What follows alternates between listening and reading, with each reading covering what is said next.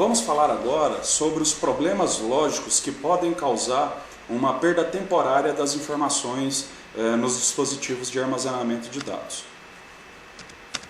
Bom, basicamente os problemas lógicos são problemas relativos à corrupção das estruturas lógicas internas desses dispositivos que nos permitem a identificação das partições e dos arquivos. Okay? Então todo dispositivo de armazenamento de dados, seja um HD convencional, seja um SSD, um cartão de memória, um pendrive, ele precisa ter em algum local do dispositivo informações que vão dizer aonde é que inicia e aonde é que termina cada uma das partições, bem como aonde está localizado os arquivos.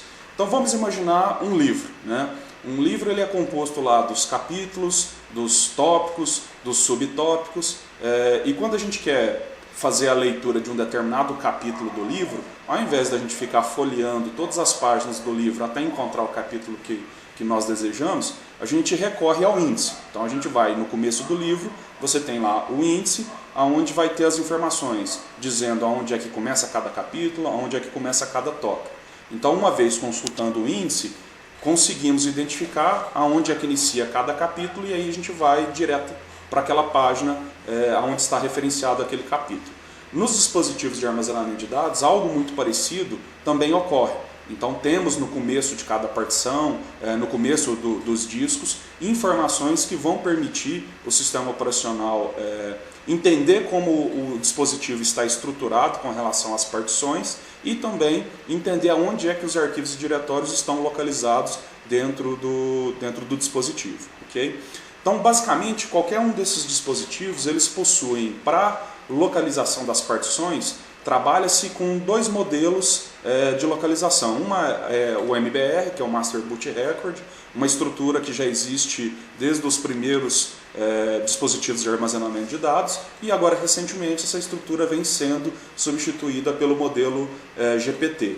Então ambos esses dois modelos, o objetivo principal é gravar informações que dizem para o sistema operacional aonde é que inicia e aonde é que termina cada uma das partições. Okay? O que difere cada um desses modelos são características internas da quantidade de partições que cada dispositivo consegue criar dentro dos dispositivos de armazenamento de dados.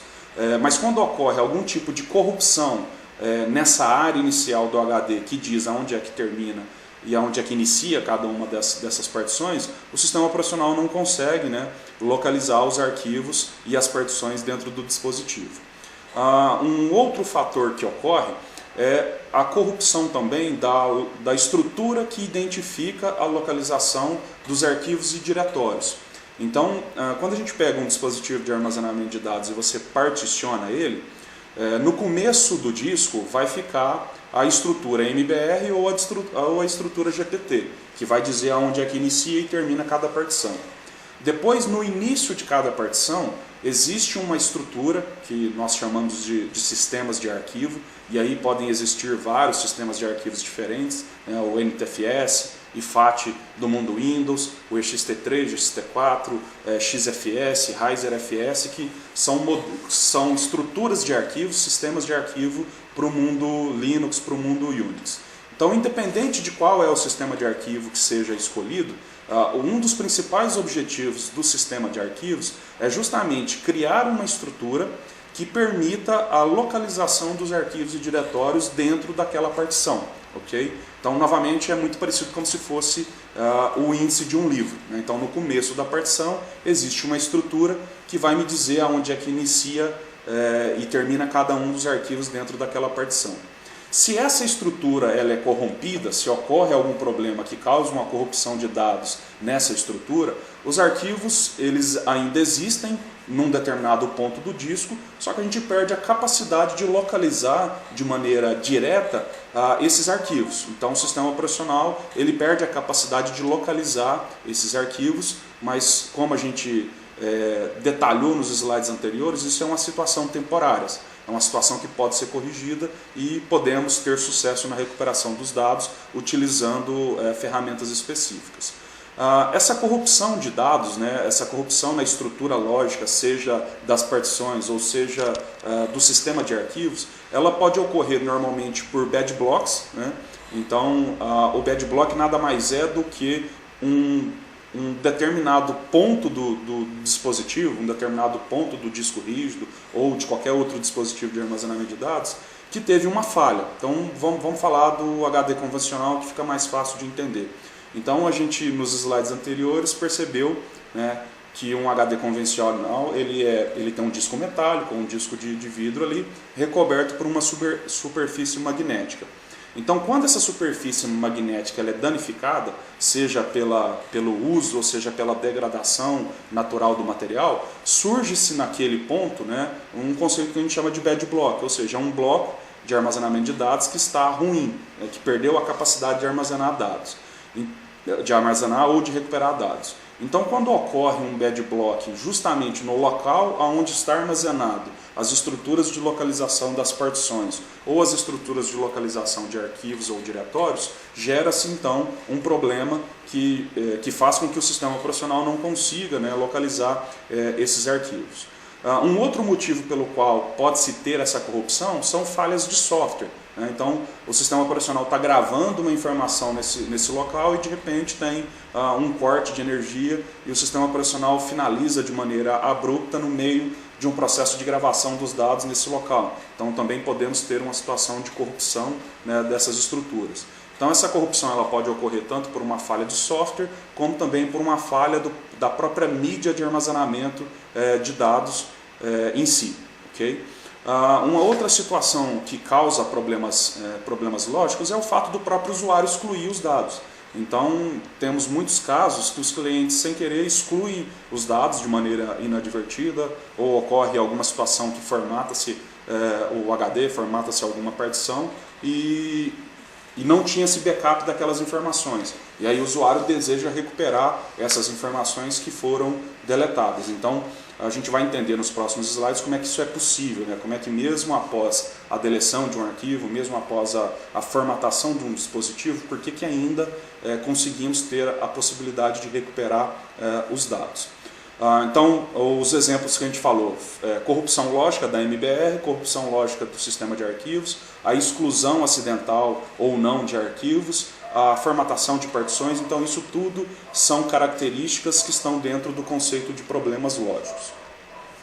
Uma outra situação que também encaixa nos problemas lógicos são justamente os ataques de ransomware, que a gente falou um pouquinho lá no começo desse vídeo, né? Então são códigos maliciosos que vão, ao infectarem a máquina do usuário, criptografam esses dados, fazendo com que o usuário perca o acesso direto a essas informações. Então existem algumas técnicas que podem ser utilizadas para fazer a recuperação das informações que foram atacadas por um código malicioso, sem ter que necessariamente pagar o resgate por esses arquivos.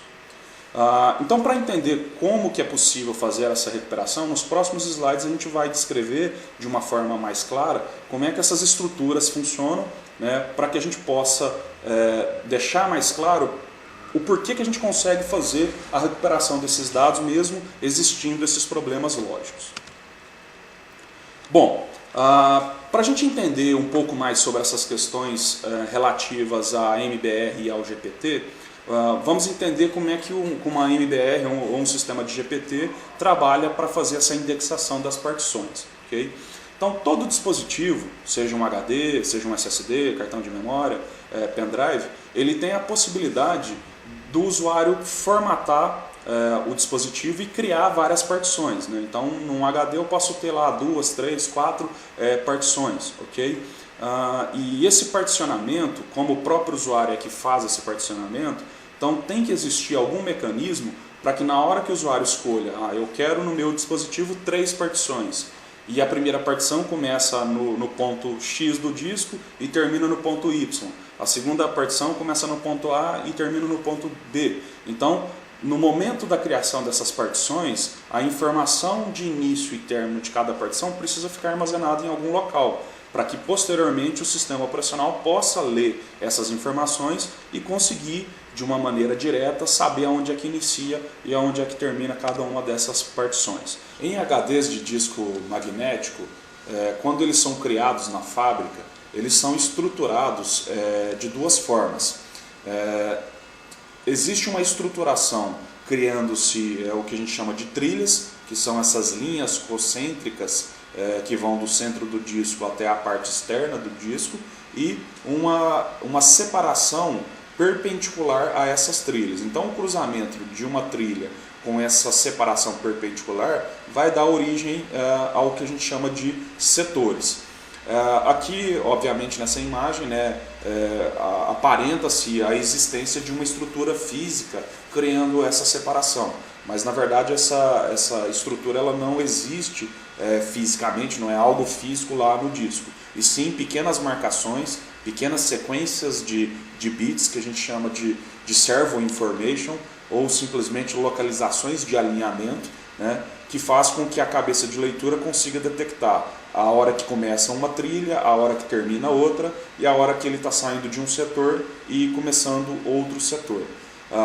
Então cada um desses setores representam basicamente a menor unidade de armazenamento de dados dentro de um disco convencional. Okay? Atualmente esses setores eles possuem o tamanho de 512 bytes, e nos dispositivos mais novos esses setores estão sendo aumentados para se ter um desempenho melhor. Basicamente no modelo MBR, as informações de localização de início e término de cada partição estão justamente gravadas no primeiro setor, que é o setor 0. Então se a gente for analisar a estrutura desse setor 0 na ótica da MBR, a gente vai identificar uma característica que é basicamente uma área de 446 bytes, que seria o início da MBR, e essa área de 446 bytes ela é reservada para a instalação de um pequeno código que vem do sistema operacional. Então se eu pego um HD e particiono ele e nele eu instalo um sistema operacional, o sistema operacional vai gravar nessa área de 446 bytes um pequeno software que a gente chama de bootloader, e esse software tem como objetivo ser executado pelo computador logo quando a BIOS termina de fazer a inicialização do hardware. Ela procura no HD onde está instalado o sistema operacional e carrega esse software que está lá. Okay? Bom, logo após essa área de 446 bytes, ela está logo em sequência 4 áreas de 16 bytes.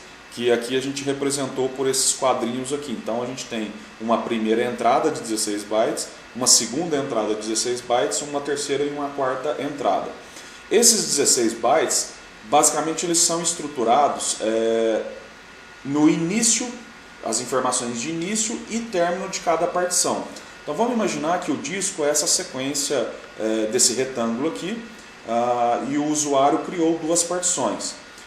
Então quando ele termina de efetuar a criação das partições e formata essas partições, a informação de início e término de cada uma das partições são gravadas nessa área de 16 bytes dentro da MBR, para fazer com que o sistema operacional posteriormente consiga detectar o início e o término de cada partição. Então o início, que nessa imagem está destacada pelo vermelho, pela seta vermelha, e o término destacado pela seta azul da primeira partição, a gente vai gravar as informações num ponto específico dessa primeira entrada de 16 bytes. Aqui a gente está ilustrando uma segunda partição, que também a gente gravaria o início e o término dessa partição nessa segunda área, nessa segunda sequência de 16 bytes. Então quando ocorre uma corrupção de dados nesse setor 0, nessa primeira área do disco, nesse primeiro setor, o sistema operacional perde a capacidade de localizar as partições.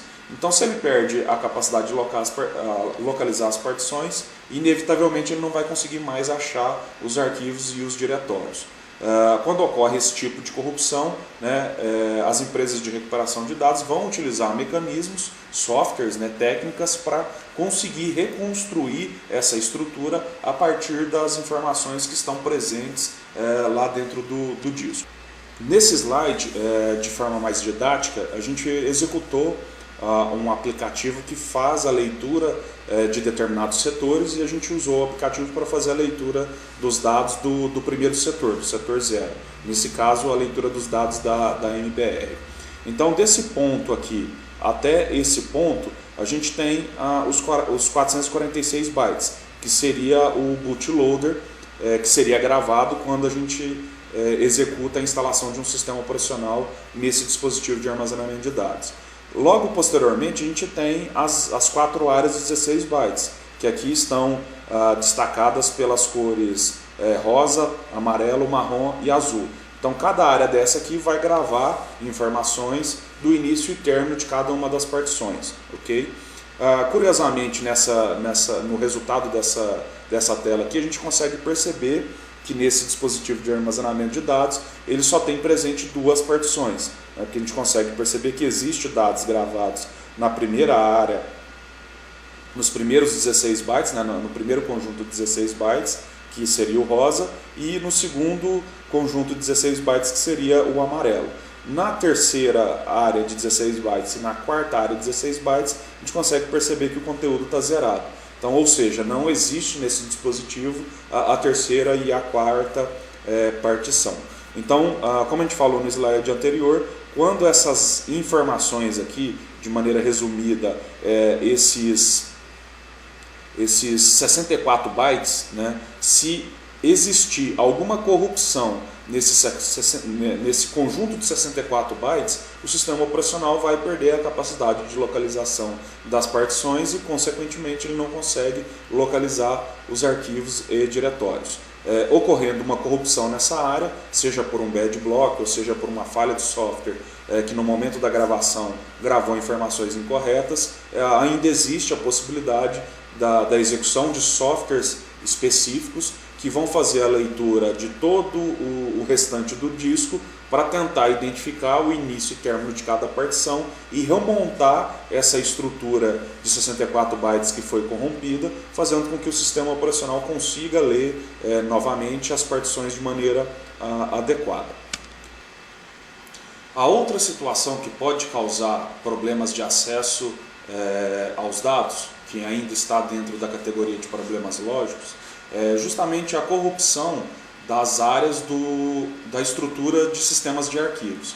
Então, toda partição criada em um dispositivo de armazenamento, ela é formatada em um sistema de arquivos, e esse sistema de arquivos armazena uma série de informações referente aos arquivos e diretórios que estão localizados dentro daquela partição. Uma das informações que podemos detalhar agora para entender na ótica de recuperação de dados é que esse sistema de arquivos ele grava a localização de cada arquivo e diretório dentro da partição. Então, se essa estrutura de sistema de arquivos também é corrompida, se ela tem algum problema, seja por bad block ou seja por no momento que o sistema operacional vai gravar informações de localização do arquivo, ele grava essas informações incorretamente e acaba corrompendo essa estrutura, o sistema operacional também vai perder a capacidade de localizar os arquivos e diretórios dentro dessa partição. Okay? Então toda partição precisa ser formatada, ela precisa utilizar um sistema de arquivos, né? E no mundo Windows a gente tem lá os sistemas de arquivo FAT16, FAT32, NTFS. No caso do Linux e Unix, os sistemas de arquivo XT3, XT4, RaiserFS, XFS e aí uma outra infinidade de conjuntos de sistemas de arquivos. E então cada sistema de arquivos desse possui as suas próprias características, mas sobre a ótica de recuperação de dados, o que é importante saber é que se essas estruturas, que normalmente elas ficam no começo de cada partição, elas são corrompidas, isso vai gerar um problema de perda de acesso aos dados. Okay?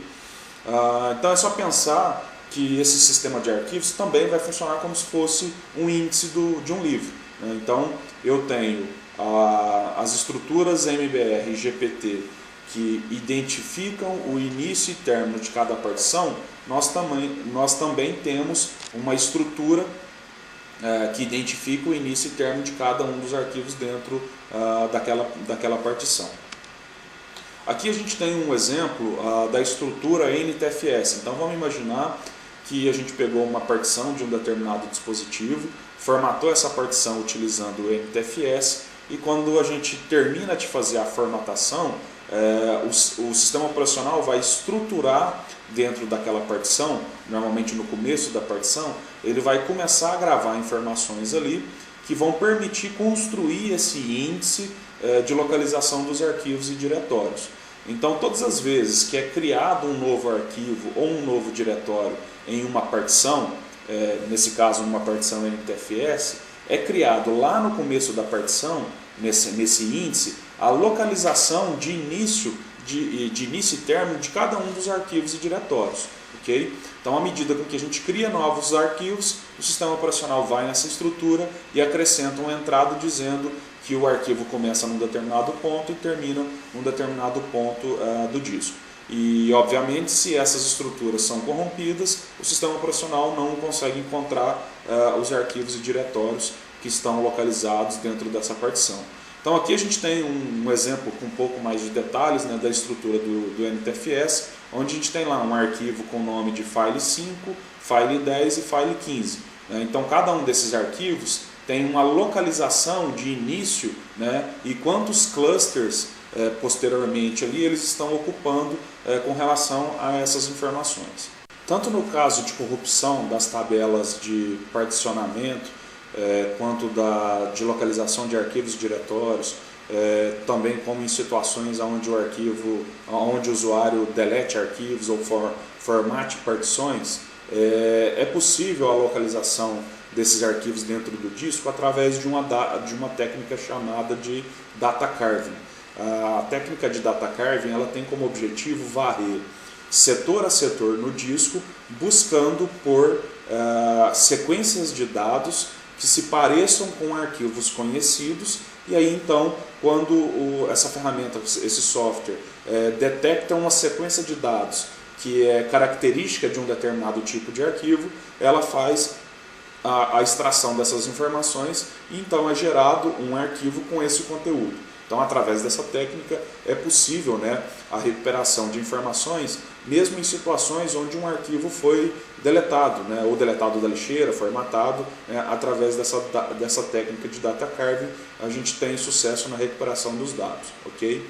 Entendendo a utilização da técnica de data carving, pode ser que o usuário tenha o seguinte pensamento: poxa, como eu vou então garantir a privacidade das minhas informações se eu quero deletar um determinado conteúdo e ainda existe a possibilidade de recuperação desse conteúdo?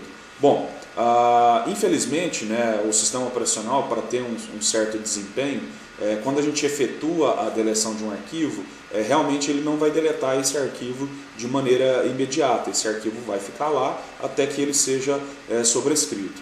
Mas em situações onde se deseje fazer a exclusão totalmente segura dessas informações, existem também técnicas de exclusão de dados de forma segura, né, que vem de um conceito que a gente chama de data wiping, que é uma técnica que você vai efetivamente fazer a destruição das informações que estavam naquele disco, não permitindo, né, que seja utilizado técnicas de recuperação. A Slackspace também oferece esse tipo de serviço. Tá?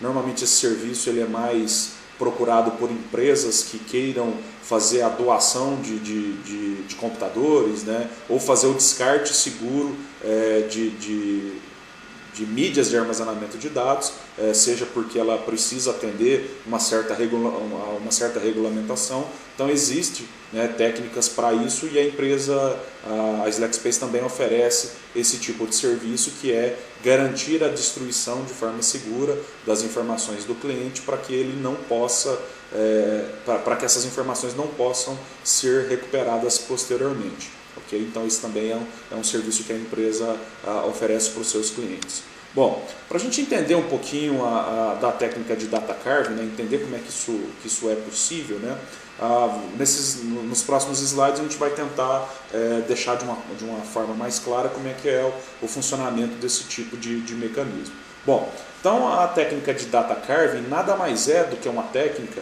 através de equipamentos específicos, através de softwares específicos, A gente vai realizar a leitura de cada setor do dispositivo de armazenamento de dados, fazendo com que a gente tenha a localização de arquivos conhecidos. Okay?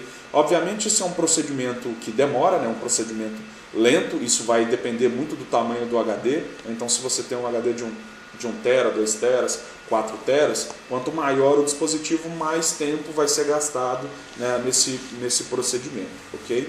Então, como eu disse, essa técnica basicamente ela vai varrendo setor a setor, tentando encontrar dentro daqueles setores um conjunto de arquivos que se pareça ser, né, com uma estrutura conhecida. Né? E aí, quando ele consegue detectar essa sequência de dados de um arquivo conhecido, ele faz a extração dessas informações. O único ponto negativo dessa técnica de data carving é quando a gente consegue fazer a recuperação dos arquivos, como a gente não tem mais o auxílio das tabelas de indexação de arquivos, que é onde fica o nome do arquivo, né? Então lá na tabela de indexação, além da localização de início e término do arquivo, é lá também que está armazenado o nome do arquivo. O nome do arquivo, a extensão do arquivo, a data que esse arquivo foi criado, a data que ele foi alterado, a data de última alteração, a data de último acesso, né? Quem era o usuário que criou esse arquivo. Então todos esses atributos que definem um arquivo, elas ficam presentes dentro da tabela de indexação de arquivos. Mas se essa tabela uma vez foi corrompida e a gente não consegue mais utilizar ela, a técnica de data carving vai tentar buscar os arquivos presentes lá no disco. E aí, infelizmente, quando a gente consegue achar esses arquivos, a gente não consegue mais saber qual era o nome daquele arquivo. Mas sim, a gente consegue extrair todas as informações daquele arquivo. O único ponto negativo é que a gente não vai conseguir identificar qual era o nome do antigo arquivo que estava gravado lá. Para situações onde o objetivo é a recuperação de fotos, né, o fato de não vir o nome do arquivo não é algo muito crítico. Né? Às vezes isso acaba se tornando um pouco mais chato quando a gente está falando de documentos do Word, planilhas de Excel, documentos do PowerPoint, que aí às vezes você tem lá 200, 300, 400 arquivos que foram recuperados, mas a gente não tem mais o nome desses arquivos. Aí cabe ao usuário ter que abrir cada um dos arquivos, né, ver qual que é o conteúdo do arquivo e depois renomear um arquivo criando, né, o nome adequado daquele arquivo. Um outro ponto negativo da técnica de data carving é que quando a gente faz a recuperação dos dados, eles também não vêm na estrutura de diretórios que estava antigamente. Então, se eu tenho uma estrutura com várias subpastas e eu gravei esses arquivos nessa estrutura e depois eu utilizei a técnica de data carving para recuperar, a gente vai conseguir recuperar todos aqueles arquivos que não foram sobrescritos. Mas esses arquivos também não virão na estrutura de diretórios que estava antigamente, porque também a estrutura de diretórios é uma informação que também está gravada nas tabelas de indexação. Okay? Aqui tem 2 slides só para facilitar o entendimento de como é possível, né, um software, um equipamento conseguir detectar os arquivos dentro de um disco, mesmo não tendo mais o auxílio da tabela de indexação. Então aqui a gente pegou uma estrutura de um arquivo BMP para que a gente possa entender, né, como é que é possível recuperar essas informações. Então todo o arquivo BMP, que são aqueles arquivos normalmente gerados pelo aplicativo do Paint no Windows, então todo o arquivo que a gente salva com a extensão BMP, no começo do arquivo é gerado 2 bytes com uma extensão, uma assinatura que vem com a palavra BM. Então todo arquivo BMP, logo no começo do arquivo, vai ter uma sequência de 2 bytes que vai vir a palavra BM e depois, posteriormente, vem 4 bytes definindo qual que é o tamanho daquele arquivo.